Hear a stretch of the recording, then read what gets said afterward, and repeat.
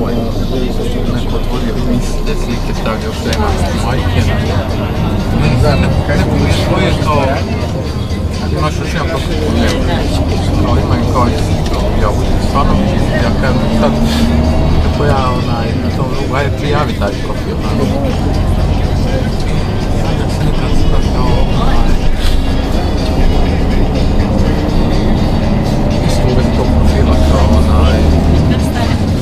prijatelj smo već tamo kao ovdje možda je prijaviti, kaže okej, onda ja prijavim i čim sam ja prijavio, odmah se ga manje. Poslije mi se javlja da sam rekao, poslao mi zahtjev.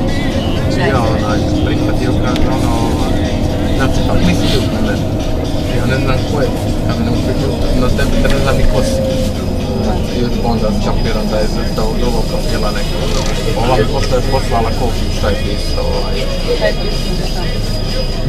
Onako, evo me sa Dadom pijemo kavu pa ćemo tamo nastup, pa ovdje nastup. Šta, već dobro znam nije to, razumiješ, ne mogu kao da, baš kao da sam je. Nisam ja to vidio. A da me lažiš. Da nisam ja vidjela da me lažiš, da mi što i to.